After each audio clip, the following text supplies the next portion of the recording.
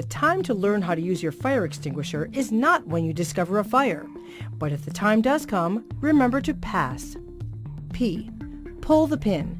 Hold the extinguisher away from you and release the locking mechanism. A. Aim low, pointing the extinguisher at the base of the fire. S. Squeeze the lever slowly and evenly. S. Sweep the nozzle from side to side.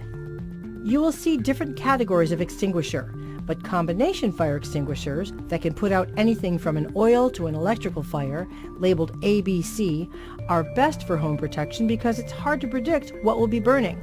You need one of these multi-purpose fire extinguishers on each level of your home. For added protection, keep an ABC extinguisher in your garage and a small one in your car.